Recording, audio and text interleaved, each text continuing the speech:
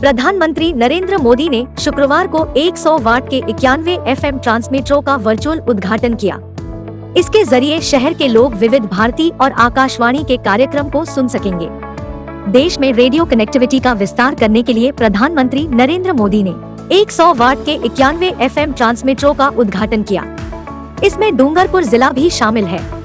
प्रधानमंत्री नरेंद्र मोदी ने video conferencing के जरिए 91 FM रेडियो ट्रांसमीटर का शुभारंभ किया।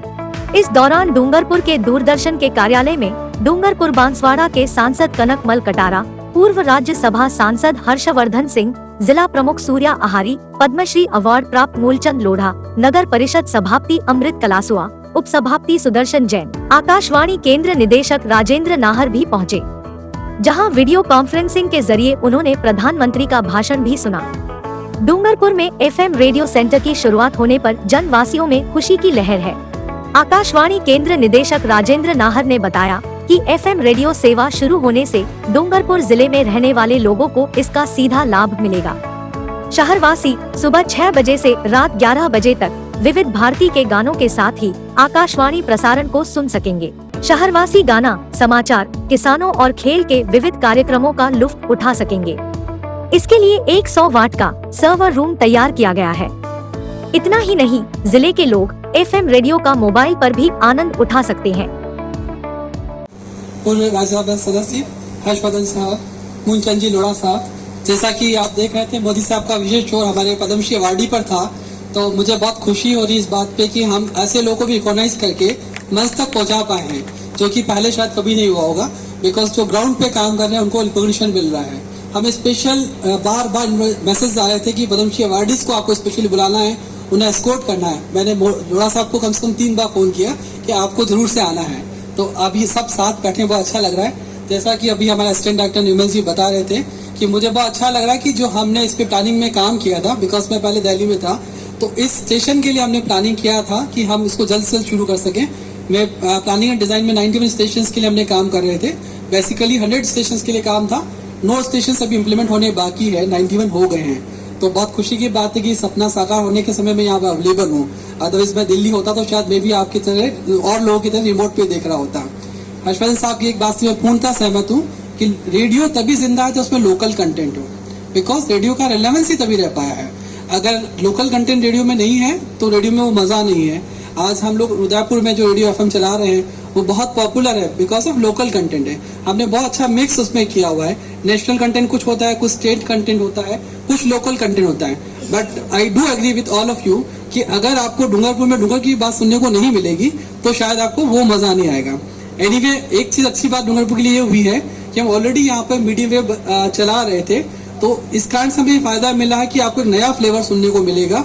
अब हम आपको सुबह 6 बजे से लेकर रात को 11 बजे तक पूर्णतः विविध भारती प्रोग्राम सुना पाएंगे, जबकि और अधिकतर केंद्रों पे संभव नहीं हो पा रहा है।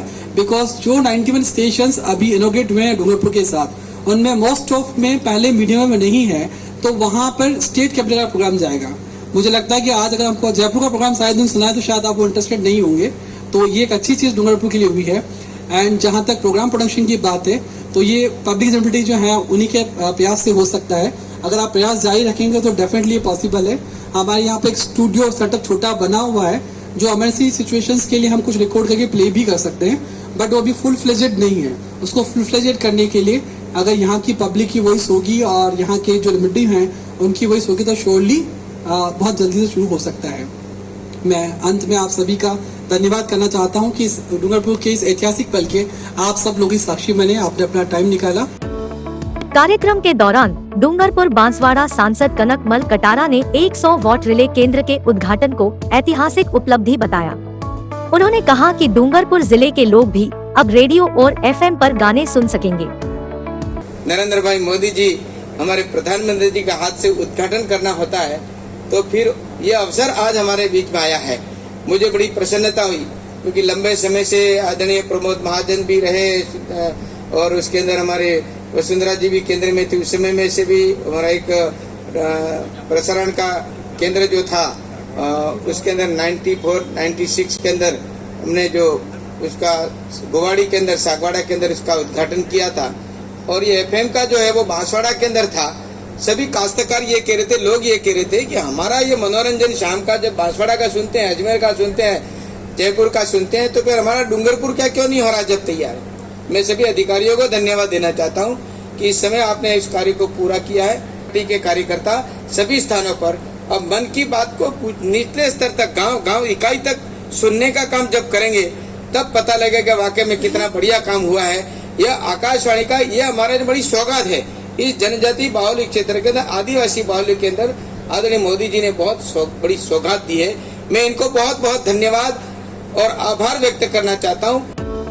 पूर्व राज्यसभा सांसद हर्षवर्धन सिंह ने अपने संबोधन में कहा कि एफएम की जरूरत डूंगरपुर के लोगों को थी। उन्होंने एफएम पर स्थानीय भाषा और लोक संस्कृति के कार्यक्रम आयोजित करने पर भी जोर दिया है कि हमारे प्रधानमंत्री जी ने हमारे डूंगरपुर का आकाशवाणी केंद्र का उद्घाटन किया है। जब से मैं सांसद बना 2016 में मैंने हर एक इंफॉर्मेशन ब्रॉडकास्टिंग केंद्रीय मंत्री से मैंने मिलकर खूब प्रयास किए। सबसे पहले वेंकैया नायडू जी, फिर राज्यवर्धन राठौड़ जी, फिर स्मृति ईरानी जी और अभी अनुराग ठाकुर जी को भी मेरे को याद है, मैं राज्यसभा में था तो मैंने उनके पास बैठकर मैंने उनको खूब बात करी और उनका आप मेरे को नोट दे दो कि क्या करना है। तो मैंने उनको डूंगरपुर के आकाशवाणी के बारे में उसी टाइम लिखकर उनको नोट दिया कि ये बहुत ही शीघ्र चालू होना चाहिए। तो 4-5 केंद्रीय मंत्री के प्रयास से और आज वो हमारे वागड़ का सपना पूरा हो गया। पर मैं आशा करूं कि आकाशवाणी केंद्र में अपना वागड़ी में भी प्रोग्राम चालू थाय ने अपने आईना वागड़ना गीत भी अपने हमराएंगे। हाँ कनकपाल जी, आपने तो वागड़ी गीत गाવાનો खूब शौक है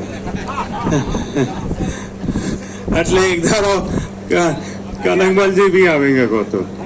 पर हमारा हमको बहुत खुशी है कि ये लोकल लैंग्वेज वागड़ी भाषा का भी नारजी जरूर आप प्रयास करें कि लोकल लैंग्वेज में जितने प्रोग्राम हो सके वो बहुत ही अच्छा रहेगा, क्योंकि गांव में तो वागड़ी में ही लोग समझते हैं ज्यादा। तो इसका जरूर आप ध्यान रखना और आप सब वागड़ वासियों को बहुत बहुत बधाई कि ये एक और कदम हमारे वागड़ के लिए आज बहुत ही अच्छी शुरुआत हुई है। कार्यक्रम में डूंगरपुर आकाशवाणी के समस्त कर्मचारी व बड़ी संख्या में भाजपा नेता, स्थानीय लोग और स्कूली बच्चे मौजूद रहे। ब्यूरो रिपोर्ट मयंक शर्मा के साथ कुलदीप सिंह, वागड़ संदेश, डूंगरपुर।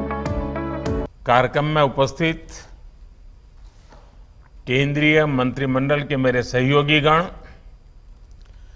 विभिन्न राज्यों के माननीय मुख्यमंत्री साथी,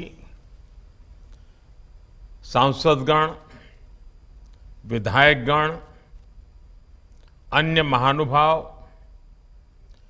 देवी और सज्जनों, आज के इस कार्यक्रम में पद्म सम्मान पाने वाले अनेक व्यक्तित्व भी हमारे साथ जुड़े हुए हैं। मैं उनका भी आदरपूर्वक स्वागत करता हूं, अभिनंदन करता हूं। आज ऑल इंडिया रेडियो की एफएम सर्विस का एक्सपांशन ऑल इंडिया एफएम बनने की दिशा में एक बड़ा और महत्वपूर्ण कदम है। ऑल इंडिया रेडियो के 91 एफएम ट्रांसमीटर्स की ये शुरुआत देश के 85 जिलों के 2 करोड़ लोगों के लिए उपहार की तरह है। एक तरह से इस आयोजन में भारत की विविधता और अलग अलग रंगों की एक झलक भी है। जिन जिलों को कवर किया जा रहा है उसमें एस्पिरेशनल डिस्ट्रिक्ट्स, एस्पिरेशनल ब्लॉक्स, उनको भी सविशेष इसका लाभ मिल रहा है। मैं ऑल इंडिया रेडियो को इस उपलब्धि के लिए बहुत बहुत बधाई देता हूं।